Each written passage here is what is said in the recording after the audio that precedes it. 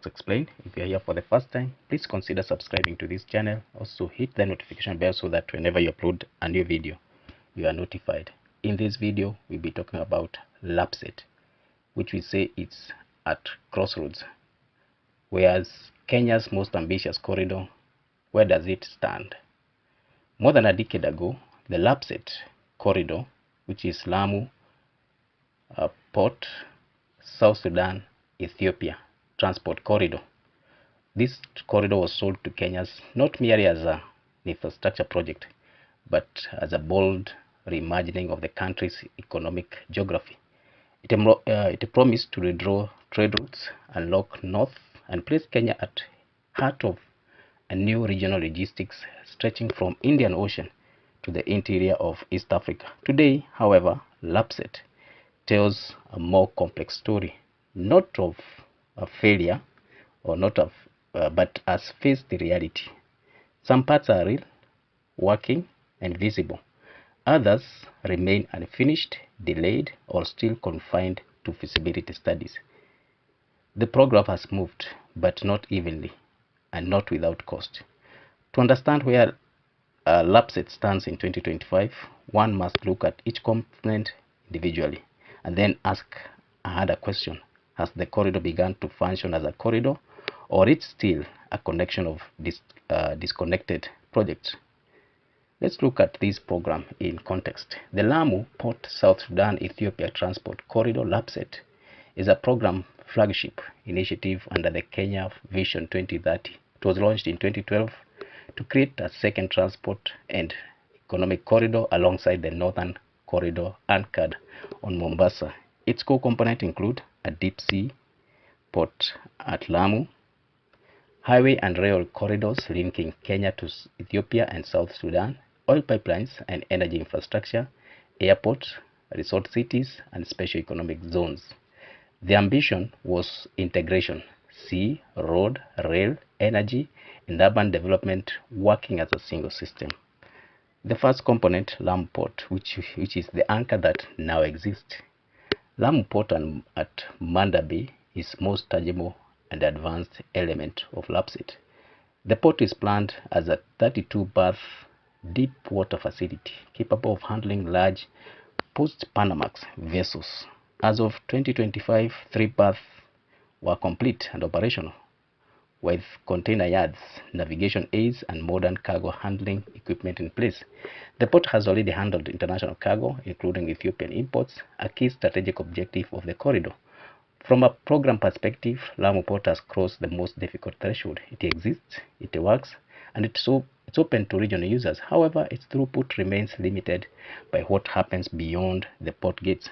A port without efficient inland connectivity risks becoming an underutilized asset. The second component are the roads, the most active but still fragmented links. Road infrastructure is currently the most active connector between Lamu and the interior. This Lamu-Garissa-Isiolo road. This road is the principal land bridge between the port and the northern Kenya. The government has committed to completing Lamu-Garissa section to bitumen standard, with completion targeted in the 2025 window.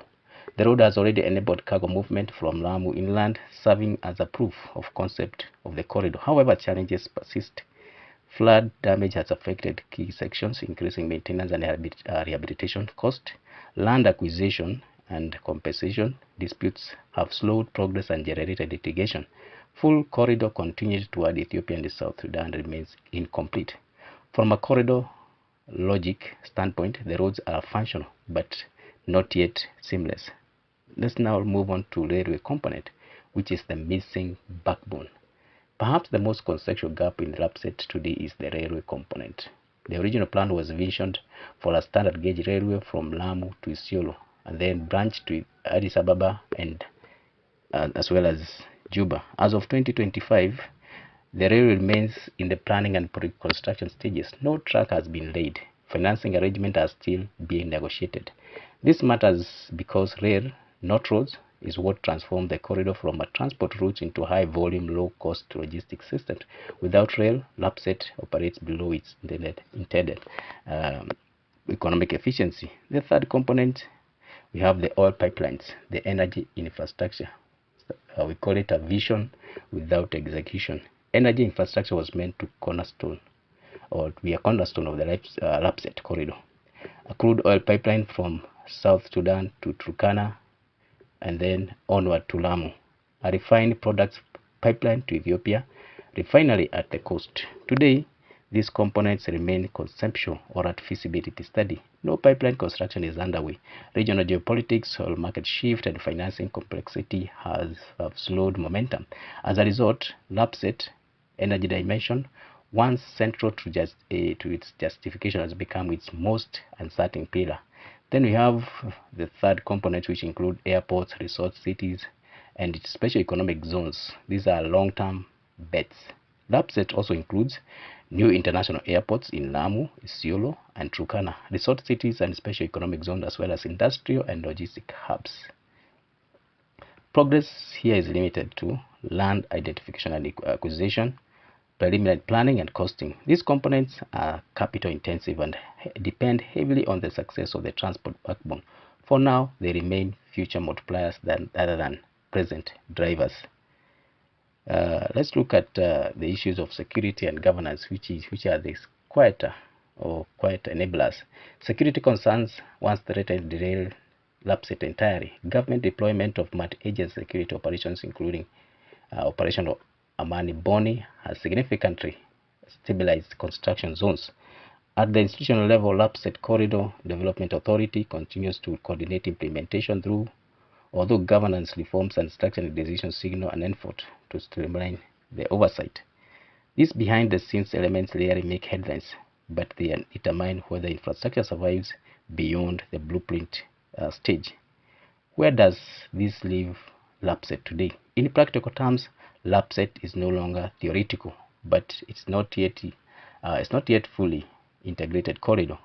It has transitioned to a phased infrastructure program with progress concentrated in Lamu Port and priority road segment. It is lagging in rail, energy infrastructure, as well as urban industrial system. In conclusion, you can say that this is a corridor still being decided. LAPSSET today stands at defining moment, not at the start and not yet at maturity. Its port is open. Its roads are advancing. Its security arrangements environment is being improved. But true to its economic power, rail-driven logistics, energy export, and corridor-wide integration remains unrealized. The question facing Kenya is no longer whether LAPSSET should exist, but whether the country can complete the hard, expensive, and politically complex build of phase that turns isolated infrastructure into functioning economic system. If Kenya sustains investment, resolves land and governance challenges, and secures regional buy-in, LAPSSET can still become the corridor that reshapes East Africa's trade map. If not, it risks becoming a powerful port at the edge of unfinished promise. So thank you for reaching this far. If this is your first time here, please consider subscribing to this channel. You can also watch other videos that we have made on this program, and as well as other projects in East Africa and Africa at large. Thank you.